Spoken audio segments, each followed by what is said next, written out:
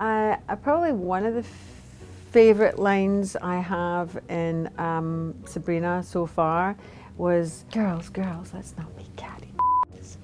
Quite like that one. And I use it often in my real life too.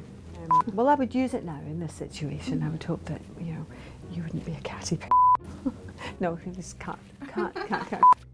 I'd say the similar characteristics between Madam Satan and myself would be we both walk around in the same body.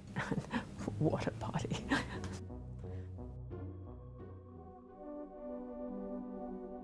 People tell me that I have a bit of a twinkle in my eye, and I guess Madam Satan does too, and I enjoy the fun of life, and I think that, you know, there's so much angst and stress out there in the world, and so I try to focus on just bringing some humour to my day and not taking myself or it too seriously, and I think Madam Satan would probably celebrate that and support that.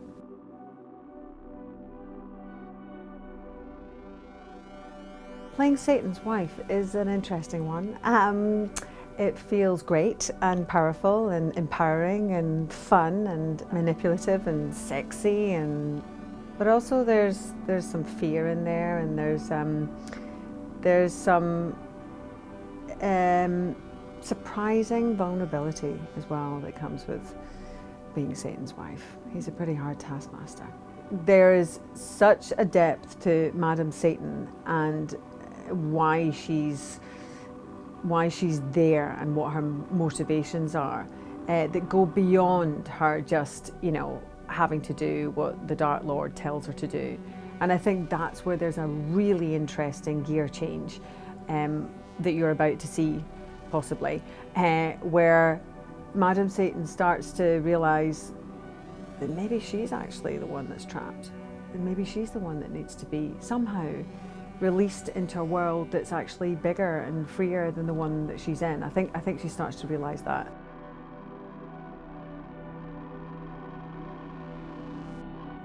There are some similar elements to the original, of course. Her name is Sabrina, she's half witch, half mortal, but that's probably where it stops in terms of the comparison to that show, because this one is far darker. It's a reimagining of it, I guess, and it's a sort of mixture of Rosemary's Baby meets The Exorcist with fabulous clothes.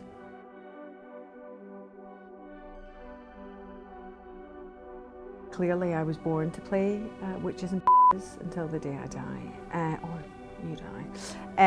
When I was played the Master in Doctor Who, that was a comfortable fit because Stephen Moffat was writing to my strengths.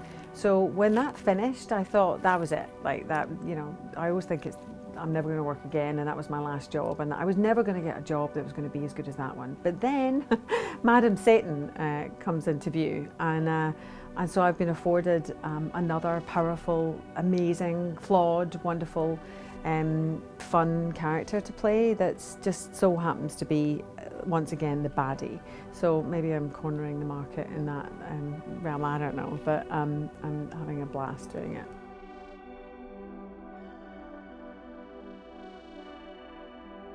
We're all sick of labels. It feels like we've been saturated with labels for generations, for years, and this show just kind of takes them away. It just kind of dissolves them so that we're embracing who you are no matter who you are, right? And Sabrina really stands up for a young woman that's coming to the end of the innocence of her childhood and then navigating into some difficult adult decisions, like, and that's a difficult transition to make, going from childhood into early adulthood and then into, you know, as a mature woman. And so I think she's going to help take the hand of a lot of girls to make that journey.